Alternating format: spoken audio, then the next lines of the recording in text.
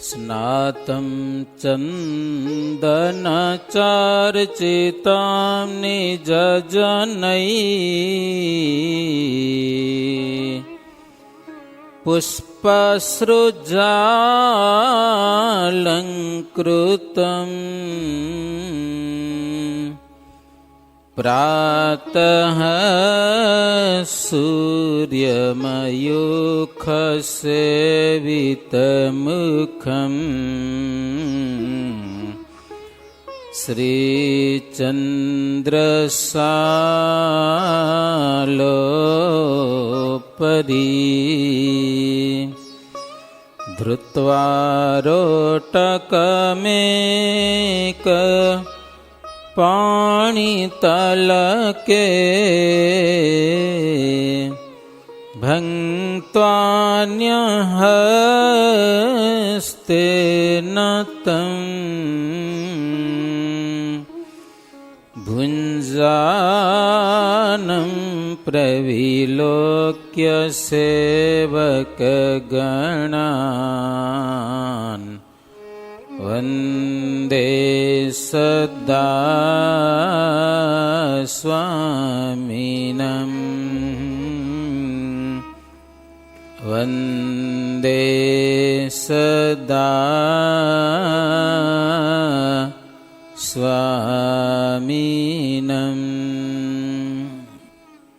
ઓમ સર્વાવતારિણે શ્રીમદક્ષરબ્રહ્મધામાધિપતયે નૈકમુક્તમંડલસેવિતાય ઈષ્ટદેવાય શ્રી સ્વામિનારાયણાય નમો નમઃ. ઓમ શ્રીમદ્ભાગવત પરમહંસેભ્યો નમઃ. સહજાનંદ સ્વામી મહારાજની જય. બધાને જય સ્વામિનારાયણ. સ્વામિનારાયણ હરે. એવી વાત બહુવિધિ કરી સંતે સર્વે લીધી માન ધરી. કહ્યું બેઠી હશે સ્ત્રીઓ જ્યાં નહીં સુણીએ કથા જઈ ત્યાં. શ્રી નીલકંઠવર્ણી લોજપુરમાં એ રામાનંદ સ્વામીના આશ્રમમાં રહેલા સંતો જો રસ્તામાં કરતા આવ્યા બધી જગ્યાએ. જ્યાં જ્યાં સાધુને સ્ત્રીનો યોગ હતો ને તો મહારાજે નાબૂદ કરાવ્યો છે. અહીંયા થોડુંક સંતો જોકે નિર્વિકારી હતા, છતાં પણ ભવિષ્યમાં એ બરોબર ન રહે એટલે કથા ભેગું હતું તો મહારાજ અલગ કરાવ્યું. બીજું શું હતું એ હવે આવશે લગભગ. સ્ત્રીઓ કથા કરી હોય ત્યાં સંતોએ જવું નહીં. આમ તો હરિભક્તોને જવું, સ્વતંત્રપણે સ્ત્રીઓ કથા કરતી હોય ત્યાં, સાધુથી તો જવાય જ નહીં. અને સંતોએ બધી વાત સ્વીકારી. સમજ્યા ને? મહારાજને વર્ણિરાજને કે વર્ણિરાજ તમે કયો છો એ પ્રમાણે હવે અમે નહીં જઈએ. બસ જ્યાં સ્ત્રીઓ બેઠી હશે ત્યાં કથા સાંભળવા જાશું નહીં. પછી ગોખલો દીઠો. સમજ્યા ને? વાળંદનું ઘર હતું તેથી આ બાકસની સુવિધા નહીં હોય. કોલસા ચૂલો હળગાવવા માટે કોલસાથી ચૂલો હળગે. કોક દે ઉલાઈ ગયો તો લેવા થાય અને એનો ઉલાઈ ગયો તો ઈ માગે ને આવું બધું. એક નાનકડો આટલો ગોખલો હતો. હજામનું ઘર હતું જો વાળંદનું. મહારાજ કે ગોખલો છે નો હોય, ગ્રસ્તનું ઘર છે, વચમાં ગોખલો છે નો હશે તો કોલસા લેવા દેવા માટે રાખ્યો છે. મહારાજ કે એમાંય ત્યાગીનો ધર્મ રે નહીં. આ મિયાનો ગોખલો એ કે શું હે મિયાનો ગોખલો એટલે સમજો તમે? એટલે શું કહો? ભલે મિયા એટલે મુસલમાન, એનો ગોખલો એટલે શું? એક મુસલમાને મકાન વેચ્યો, 2 માળવાળો બંગલો હારામાં હારો, કોઈક હિન્દુએ લીધો, પણ પછી મુસલમાન કે જો આખું મકાન તને દઉં, એમાં નાનકડો ગોખલો છે ને એ મારો, કે સમજા ને શું એ મકાન વેચે ને એટલો ગોખલો હોય ઠાકોરજી રાખવાનો, એ કે ઈ મારો તો હાલે? બોલો તો ખરા. એ ભવિષ્યમાં આખું ઘર લઈ લેવાનું હોય પાછું, ખાલી ગોખલો રાખ્યો હોય ને તો આખું મકાન પાછું લઈ લેવાનું હોય. તો મહારાજ કે મિયાના ગોખલા જેવું કહેવાય. સંતોને કે ઈટું લઈ આવો, ઈટું લઈ પોતે ચાણી દીધો, લ્યો છાણ ને ગારો બનાવી માં ઈટું નાખીને પેક કરી નાખ્યું, પછી કોઈ ખોલે નહીં. તો આવી મહારાજની રીત છે. જુઓ, સાધુ બધી સ્વીકારી લીધી, એમાં વાંધો નહીં. મોટી વાત તો એ છે કે સંતો મોટા મોટા હતા બધા, મહારાજ તો હાવ આજકાલના આવેલા, પણ જે વાત કે ને એ સંતો સ્વીકારી લે છે. સમજ્યા ને? ક્યારેક વડીલ હોય ને કંઈક નાના છોકરા પણ વાત કરતા હોય, સ્વીકારવા જેવી હોય ને એ સ્વીકાર લેવાની. સમજા? એમની છોરા શું જાણે એવું કાંઈ નથી, જાણતા હોય ક્યારેક ક્યારેક. સમજા? યોગ્ય વાત હોય જરૂર સુધારા વધારાની તો સ્વીકારાય એમ. હે વળી દીઠો તે જગ્યાની માયા, એક રસ્તો જ્યાં જુતીઓ જાય, પછી તે પણ બંધ કરાવ્યો, સ્ત્રીનો માર્ગ જુદો ઠરાવ્યો. હવે આમ બજારું લાંબી હશે, સમજા ને? તો બૈરાઓ પાણી બાણી ભરવા જાય, ગામમાંથી આવવા જાય તો વચ્ચે 2 બાજુ રસ્તા, વચ્ચેથી રસ્તો. મહારાજ કે આશ્રમ આપણો હોય કે બૈરા હુકમ હાલે વેચમાંથી કે બારે જાય તો ફેરો પડે. મહારાજ કે ફેરો પડે તો એને પડે, આપણે શું કડો તાળું બંધ લો, દરવાજો બંધ કરાવ્યા હો. આપણા આશ્રમમાં બૈરું ના આવવું જોઈએ મહારાજ કે, તો એ રસ્તો વચ્ચે બંધ કરાવ્યો. થોડાક દી તકલીફ થાય ભલે કે બંધ કેમ કર્યું, પણ મુક્તાનંદ સ્વામી કે જો વર્ણિરાજ જેમ કે છે એમ થશે, કે હવે દરવાજા નહીં ખોલે, કે જાઓ બારેથી, હા અહીંયાથી હાલવા નહીં જડે. વળી મહારાજ કે સંતો હજી તમને એક વાત કહું, સંતે હાવ એકલા એકલા ક્યાંય જવું નહીં, જોડ તો રાખવી. હાવ એકલા કાંઈક થઈ જાય, તકલીફ પડે ગમે તેમ, તો 2 ભેગા હોય ને તો સારું રહે એમ. તો એ મહારાજ નિયમ બાંધ્યો. બીજું મહારાજ કે ફાટી આંખીઓ વાળા ન થાવું, એટલે ફાટી આંખીઓ હાવ આમ ખુલ્લી નજરે ના હાલવું, પણ નીચે નજર કરીને હાલવું. આમ તો મનુસ્મૃતિનો નિયમ છે, દ્રષ્ટિ પૂતમ નિષેધ પાદમ, એટલે પગભરો હોય ને તો દ્રષ્ટિથી જમીનને પાવન કરીને પગ મૂકવો, નહીંતર ક્યાંક પોદરામાંથી પગ આવી જાય. તે ઢોરાના પોદરા તો વાંધો નહીં, મહાના પોદરા ક્યાંક આવી જાય, ખ્યાલ ન રાખો તો એમાં પવિત્ર થઈ જવાય. દ્રષ્ટિ પૂતમ નિષેધ પાદમ, નજર કરીને ચરણ પગલું માંડવું એમ. વસ્ત્ર પૂતમ પીબેત જલમ, પૂતમ એટલે પવિત્ર કરવાનું, વસ્ત્રથી જળને પવિત્ર કરીને પીવાનું. આવો મનુસ્મૃતિનો નિયમ છે. અહીંયા કરીને લાગુ પડે કે ફિલ્ટર પાણીમાં કાંઈ ન હોય, પણ પૂતમ ગાડી નાખો એટલે પવિત્ર થઈ ગયું કહેવાય. બોલો, એટલે ફિલ્ટરનો શીશો હોય ને તો પણ વસ્ત્રથી ગાડીને પીવો, આવું ઋષિમુનિઓનું માનવું છે. મહારાજ કે દ્રષ્ટિ નિયમ રાખીને સંતો હાલવું. વળી ગ્રહસ્થને ઘેર સભા કે ભિક્ષા કાર્ય વગર અમથા ગ્રહસ્થને ઘેર સંતોએ જવું નહીં. કાં તો ભિક્ષા માગવા જવું હોય તો, ને કાંઈક સભાનો પ્રસંગ હોય તો જવું. પધરામણીમાં આપણે સભા કરીને એમને એમ અમથા ન જવું. દ્રવ્ય નારીથી દૂર રહેશો તો જ સાધનની સિદ્ધિ લેશો. એવો દીધો ઘણો ઉપદેશ, કયો તેમાં થકી કાંઈ લેશ. મહારાજ કે દ્રવ્ય અને નારીથી દૂર રહેશો ને તો જ કોઈક સાધનની સિદ્ધિ થશે, નહીતર કાંઈ સિદ્ધિ થશે નહીં. હરિવર ઉપદેશ એમ દે છે, સુણી સહુ સંત દિલે ઉતારી લે છે.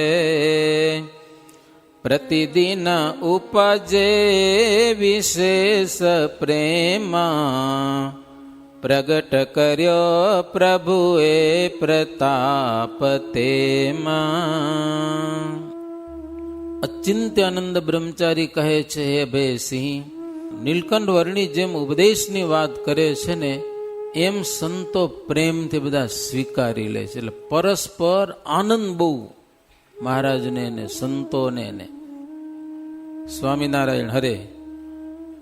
લોજ વિશે હરિએ કર્યો કેટલાક માસ નિવાસ, એક સમય ઉચર્યા પોતે મુક્તાનંદ મુનિ પાસ.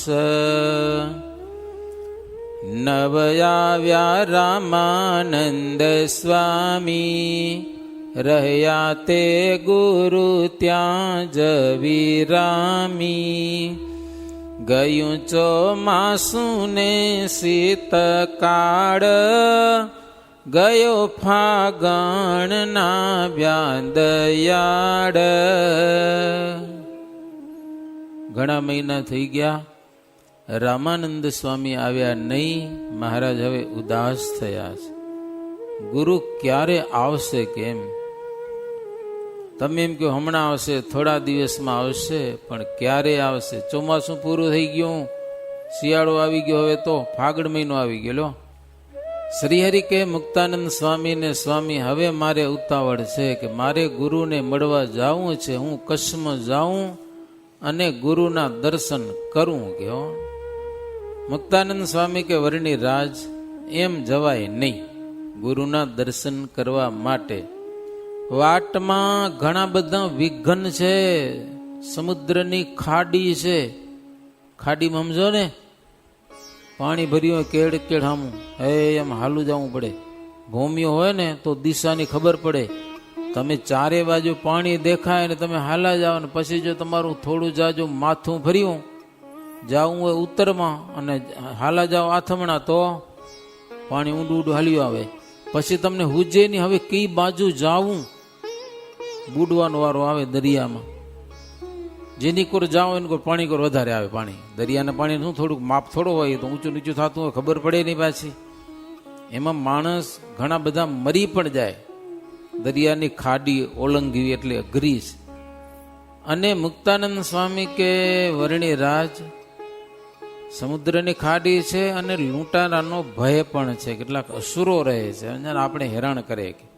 તમે રહ્યો સ્વામી ઉપર પત્ર લખીએ ગયો, પછી ગુરુની જેમ આજ્ઞા થશે એ પ્રમાણે આપણે કરીશું. પછી મુક્તાનંદ સ્વામીએ પત્ર લખ્યો છે. બીજો વર્ણીએ પણ પત્ર લખ્યો. પત્રનો બહુ વિસ્તાર નથી અને બધું વૃત્તાંત લખ્યું છે કાગળમાં. મયારામ ભટ્ટને કાગળ આપ્યો છે. મયારામ ભટ્ટ સંતનું કામ હોય કે ભગવાનનું કામ હોય ને બહુ જલ્દી કરતા હો, બહુ ઉતાવળે હાલતા. તોય 7 દિવસમાં પહોંચ્યા છે ત્યાંથી પગે હાલીને આવતા. ભુજમાં આવ્યા. ગંગારામ મલને ઘેર રામાનંદ સ્વામી હતા. દંડવત પ્રણામ કર્યા, વંદન કર્યા, જે નારાયણ કીધા અને 2 કાગળ આપ્યા છે અને મુખે સમાચાર પણ કીધા છે. એક વર્ણી રાજ આવ્યા છે અને બહુ સમર્થ છે. જેમ તારાના મંડળમાં ચંદ્ર શોભે એમ રામાનંદ સ્વામી સભામાં શોભતા હતા. શોભે ગૌર ને પુષ્ટ શરીર, ગુણે સુર ગુરુ શ્યામ ગંભીર, પડે ત્રિવાડી ઉદર પર એવી, જાણે હોય ત્રિવેણી તે જેવી. શોભે સુંદર ભાલ વિશાળ, તેમાં તિલક ને કંઠે છે માળ.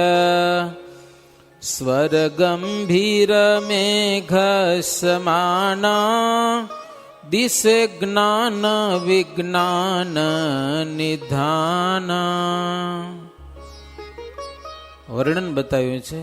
ગૌર શરીર છે, પુષ્ટ અંગ છે, એ દેવતાના ગુરુ જેવા લાગે, ભાલ વિશાળ શોભે, ગળામાં કંઠી, તિલક, ચાંદલો, આ બધું વર્ણન.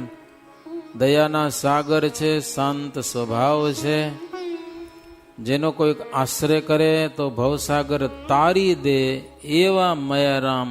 આ શું રામાનંદ સ્વામી એને ભટ્ટજીએ મળ્યા છે ને પત્રો આપ્યા છે ને મુખના સમાચાર પણ બધા કીધા છે.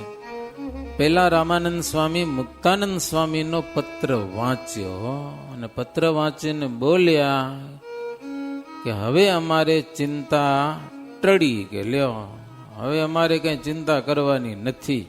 જેના માટે સદાવ્રત બાંધ્યા હતા એ સ્વયં પોતે આવી ગયા છે. જેની વાટ જોતા હતા એ સત્સંગના ધણી આવી ગયા છે. આજ ધન્ય ઘડી, ધન્ય અવસર, પુરુષોત્તમ નારાયણ આપણા સત્સંગમાં આવી ગયા. એની આગળ અન્ય છે છોટા, એની આગળ બીજા ગમે તે હોય ને એ નાના છે. એ તો પ્રત્યક્ષ પુરુષ છે, મોટા, બહુ મોટા છે એમ. તો હરિભક્તો પૂછ્યું સ્વામીને, સ્વામી એવડા વરી મોટા કોણ આવ્યા છે લોજમાં? પર્વતભાઈ જેવા હે? સ્વામી કે પર્વતભાઈ ની આગળ કાંઈ નહીં. કે લ્યો તો સુખાનંદ સ્વામી જેવા છે? તો એ શું? તો કેવા સમર્થ છે એમ. રામાનંદ સ્વામી કે હમણાં હું કહીશ ને મેળ નહીં પડે તમને, આગળ જતા સામર્થ્ય બતાવશે તો તમને ઓળખાણ પડશે. એની ઓળખાણ પોતે કરાવશે કે હો, એટલે કોઈના જેવા નથી એમ સમજ્યા કે સર્વે થકી પર છે.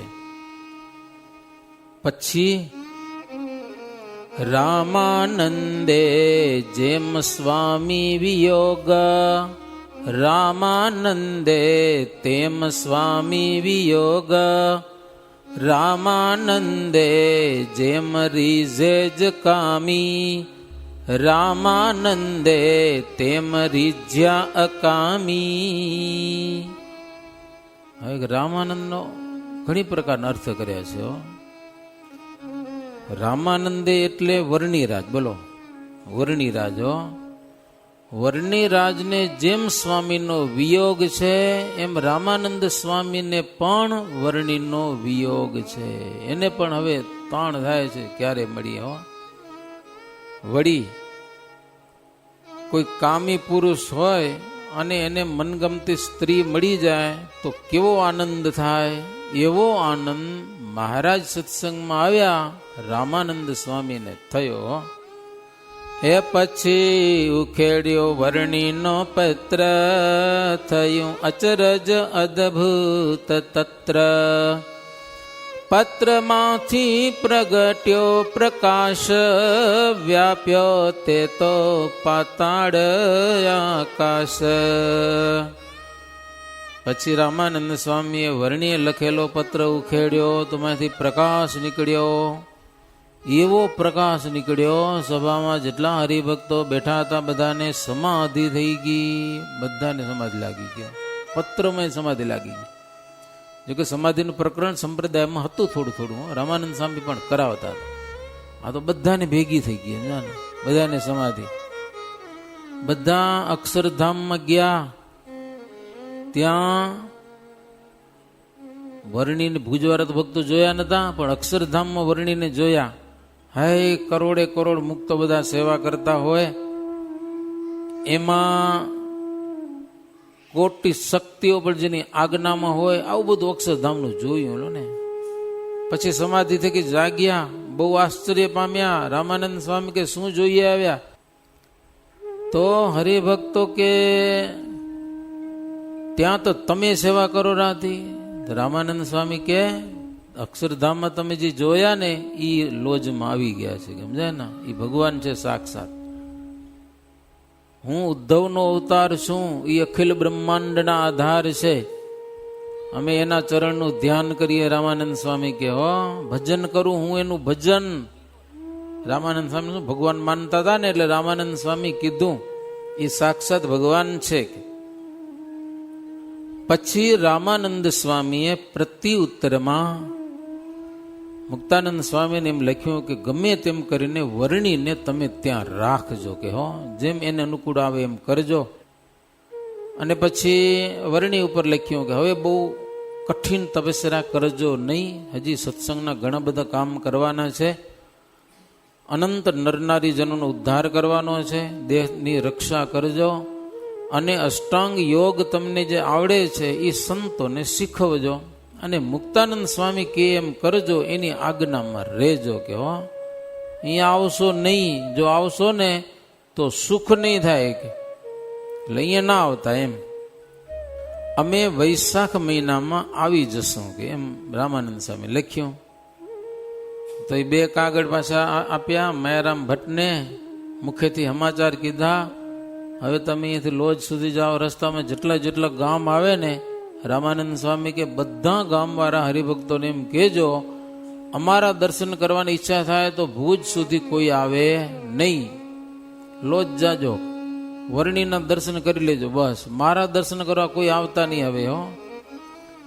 એમ ભટ્ટજીને વિદાય કર્યા, અને ભટ્ટજી બધા ગામમાં જાણ કર્યો ગુરુની આજ્ઞા આવી છે, ઈચ્છા થાય તો લોજમાં વર્ણી આવ્યા છે ને એના દર્શન કરી લેવા. લોજ ગયા ભટ્ટજી, ત્યાં પત્ર આપ્યા, પત્ર વાંચીને બહુ રાજી થયા. રામાનંદ સ્વામી આવશે, પછી ગામો ગામથી હરિભક્તો આવવા માંડ્યા, સંઘે સંઘ, કે રામાનંદ સ્વામી આજ્ઞા કરીએ કેવા બ્રહ્મચારી હશે, હાલો જોઈ તો આવીએ, કે લે એ આવે વર્ણીના દર્શન કરે ને બહુ આનંદ થાય હો. પછી તો ગામો ગામને દેશો દેશમાં વાત ફેલાણી કે લોજમાં ઈશ્વર આવ્યા છે, ઈશ્વરનો અવતાર. ગામો ગામથી માણસો લોજપુરમાં જાય દર્શન કરવા. રામાનંદ સ્વામીનું કોઈ નામ ન લે, કારણ કે ચમત્કારી બહુ ને, નીલકંઠ વર્ણી મહિમા વધી ગયો. લોજમાં નીલકંઠ વર્ણીનો મહિમા વધી ગયો રામાનંદ સ્વામી કરતા વધારે. અને એમાં રામાનંદ સ્વામીના શિષ્ય લાલજી સુથાર, શેખપાટ ગામના, ઓળખો ને, નિષ્કુળાનંદ સ્વામી થયા ઈ બહુ ગુરુ ભગત પાછા, સમજ્યા ને, એ કે આ તો હારું ખોટું થાય, ગુરુ કરતા બ્રહ્મચારીનો મહિમા વધી જાય, બરોબર નહીં કહેવાય, ગુરુને જાણ કરવા જવી પડશે. તો એ લોજ ન ગયા, સીધા ભુજ આવ્યા પાછા, સમજ્યા ને, લાલજી સુથાર જેવા આવ્યા ત્યાં રામાનંદ સ્વામી કીધું કે કાં અહીંયા આવ્યા, ખબર નથી, તમને જાણ નથી થઈ, અમારી શું આજ્ઞા છે, અહીંયા નહીં આવવાનું દર્શન કરવા, લોજપુરમાં જ આવવાનું. લાલજી સુથાર કે ગુરુ તમે અહીંયા બેહારો, લોજ કેમ, લોજમાં જઈને મારે શું કરવું, કે લ્યો માયારામ ભટ્ટ નતું કીધું તો કીધું તું ને, ખબર છે બધી હો. પછી રામાનંદ સ્વામી થોડા ખીજાણા, સમજા ને, ઓઢીને હુઈ ગયા, પછી બોલ્યા નહીં, સમજા ને, નારાજ થઈ ગયા, નારાજ, અહીંયા હું કરો આવ્યા એમ. પછી લાલજીભાઈને એમ થયું કે ગુરુ નારાજ થઈ ગયા. પછી વિચાર્યું કે હવે રાત છે, અટાણે પાછું જવાય નહીં, બીજે સવારે ઉઠીને પાછું જાઉં એમ વિચાર્યું એને. પણ રામાનંદ સ્વામી કે રહ્યો, કે એક દી રહ્યો, કે અહીંયા આટલા દૂર તો આવ્યા છો. પછી કોઈ હરિભગતના ઘરે, સોની ભગત ઘરે, એના ઘરે જમવા ગયા. સરસ મજાના ભોજન બનાવે, તો મિષ્ટાન, દાળ ભાત ભજીયા. સ્વામી કે જો મિષ્ટાનનું મેં નિયમ લીધું હોય છે, કાં તો લોજપુરમાં બ્રહ્મચારી આવ્યા છે ને એના દર્શન કરીને પછી મિષ્ટાન લેવા છે. તો દાળ ને રોટલો જમ્યા, બીજું કંઈ જમ્યા જ નહીં. પછી હોની કંઈક દાગીના બનાવ્યા પહેરાવવા માટે. રામાનંદ સ્વામી કે હવે રાખી દો, એ પહેરવાવાળા આવી ગયા, કે હા મેથી માગે અને દેજો. તે લાલજી સુથાર ભેગા ગયા હતા, એને એમ કે મારું આ કમાલ કહેવાય, એટલે ગુરુ નિયમ લઈ લીધું, લ્યો એના દર્શન ન થાય ત્યાં સુધી લાડુ ન ખાવા. તમે કોઈ નિયમ લીધા લાડુ ખાવાના? કેટલાક લેતા હતા. આપણો નરનાળદેવનો ઉત્સવ હતો ને, દ્વિશતાબ્દી, નરનાળદેવ દ્વિશતાબ્દી મહોત્સવ, એ ઉત્સવ હાલે ત્યાં સુધી આપણે આવા નિયમ રાખવા, કે મિષ્ટાન ન ખાવો. કેટલાક લીધા હતા, જેને લેવા હશે એ. પછી પાછા ઉતારે આવ્યા તો લાલજીભાઈ ગુરુને પૂછ્યું, હવે એવડા વરી મોટા કોણ આવ્યા, કે લ્યો કહો ભક્ત આવ્યા. લાલજીભાઈ કે સ્વામી કેવા મોટા છે, દત્તાત્રેય ભગવાન જેવા છે, કે ઋષભદેવ ભગવાન જેવા છે, કે રામચંદ્ર ભગવાન જેવા છે, કેવા છે આવ્યા છે ઈ? રામાનંદ સ્વામી કે ભગવાનને કોઈના જેવા કહેવાય નહીં. એ સર્વ કરતા ઉપરી, સમજ્યા ને? અવતારના અવતારી એવા ભગવાન આવ્યા છે, જેનું મહામુનિઓ ધ્યાન કરે છે. શેષ નારાયણ 1000 મુખે જેના યશ ગાય છે, એવા મોટાના દર્શન મૂકીને તમે અહીંયા બુડાણા ગયેલો જાઓ, સમજ્યા ના? ત્યાં જાઓ. કે રામાનંદ સ્વામી લાલજી સુથારને કહે છે, બીજી બધી માથાકૂટ મૂકી તમે સીધા અહીંયાથી લોજપુરમાં જાઓ, વર્ણિરાજના દર્શન કરો, પછી ખબર પડશે તમને